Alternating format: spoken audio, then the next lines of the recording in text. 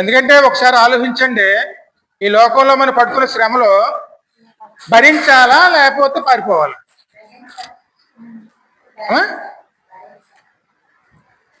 మరి జీవించడానికి వచ్చే ఇబ్బందులు చూడండి, శ్రమలు కానివ్వండి, బాధలు కానివ్వండి వస్తూ ఉంటాయి. అంతేకాదండి, క్రైస్తవులుగా మనం దేవుని వెంబడించినప్పుడు కూడా అనేక శ్రమలు వస్తాయి. ఆ విషయం చెప్తున్నారే. మీ ఇంట్లో వారే మరణానికి అప్పగించేస్తారు, మీ ఇంట్లో ఉన్న పిల్లలే మీకు శత్రువులు అయిపోతారు, మీ బంధువులే శత్రువులు అయిపోతారు. ఆ శత్రువులు అయిపోయి మేము బాధలు పెడుతున్నప్పుడు ఈ పట్టణంలోంచి ఆ పట్టణంలోకి వెళ్ళండి, ఆ పట్టణంలో బాధలు వస్తే ఈ పట్టణానికి వెళ్ళమన్నారు, కానీ తిరుగుబాటు చేయమనలేదండి. నేను వచ్చే వరకు కూడాను మీరు నమ్మకంగా ఉండి వీటిలో మనం ముందుకెళ్ళేవారు ఉండాలి. క్రైస్తవులు శ్రమలేటండి. ఎందుకంటే మనం చెప్పుకుంటూ ఉంటాం చూడండి, ఆ పాస్టర్ గారిని చంపేశారు, ఆ క్రైస్తవుల్ని ఎలా చేశారు, ఆ గుళ్ళు ఎలా పాడు చేశారు అని చెప్పుకుంటూ ఉంటామండి. ఇది లోకం, ఖచ్చితంగా జరుగుతాయి. అదే మాట ప్రభు చెప్పారండి. ఆ మాట ప్రభు చెప్పారు చూడండి, ఎదిరించొద్దన్నారండి. ఈ పట్టణంలో శ్రమలు వస్తే ఆ పట్టణంలోకి వెళ్ళండి, ఆ పట్టణంలో శ్రమలు వస్తే ఈ పట్టణంలోకి రండి, కానీ నేను వచ్చే వరకు మీరు నమ్మకంగా ఉండుడి. ఎందుకంటే మనలో ఉన్న పాప దాసత్వాన్ని ఖచ్చితంగా మనం మౌనంగా భరించవలసిందేనండి. మన విడుదల వస్తేనే అందులోంచి మనం విడిపించబడతామండి. అందులో మనకి విడుదల రావాలండి. అప్పుడు వరకు కూడా మన మీద ఏమి ఏర్పడి చేస్తుంది? ఈ పాపమేనండి. ఈ పాపం ఏం చేస్తుంది? మనల్ని ఆ బానిసత్వంలో తీసుకెళ్తుందండి.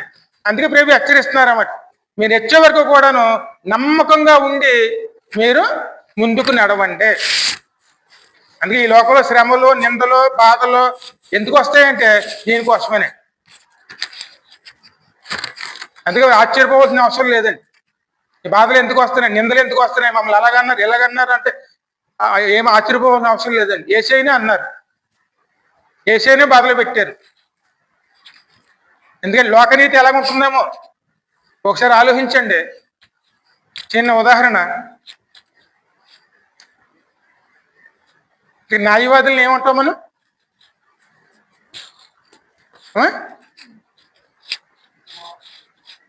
న్యాయవాది ఏం చేస్తాడు? తీర్పు చెప్తాడు, వాదిస్తాడు. ఇప్పుడు ఇద్దరు ఉన్నారు, ఇద్దరు సమస్య వచ్చింది, ఇద్దరు వైపు తలకు న్యాయవాది ఉన్నారు. ఇద్దరు కూడా న్యాయం వైపే ఉన్నారా?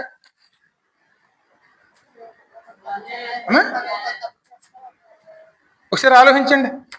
ఇద్దరు కూడా న్యాయం వైపే ఉన్నారా? ఆయన న్యాయవాదే, ఈయన న్యాయవాదే. ఒకడు పాపం చేశాడు, ఇంకొకడు ఆ బాధను అనుభవించాడు. ఇద్దరికి న్యాయం చెప్పాలి. ఇద్దరికి న్యాయం చెప్పడానికి వాదించడానికి తలపని న్యాయవాదిని పెట్టుకున్నారు. ఇద్దరు న్యాయాన్ని వాదిస్తున్నారా?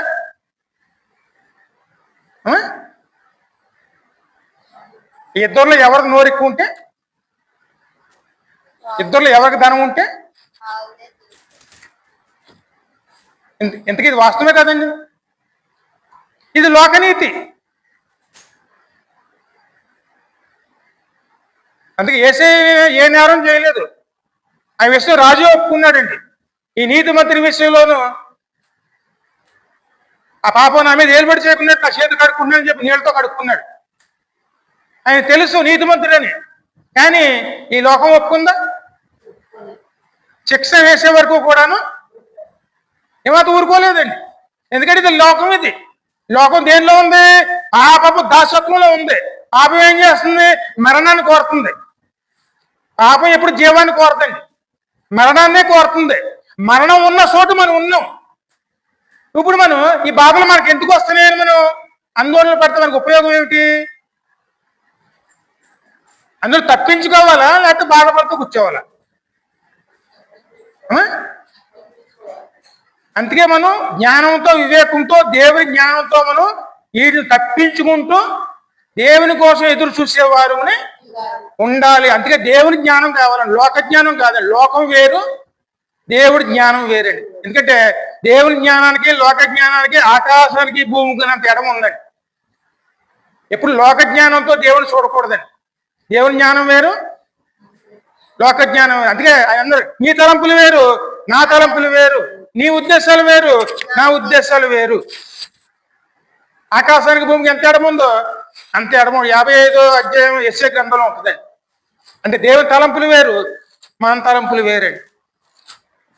అందుకే మన వాక్యానుసారంగా దేవుని నీతిని వెతకాలి తప్ప లోకానుసారంగా వెతికామనుకోండి పాపంలోకి వెళ్ళిపోతామండి. అందుకే ఒకవేళ అది మంచి కోసం అనుకోవచ్చు, కానీ దేవుని చెప్పిన దాంట్లో వెళ్ళటమే మనం చెయ్యాలండి.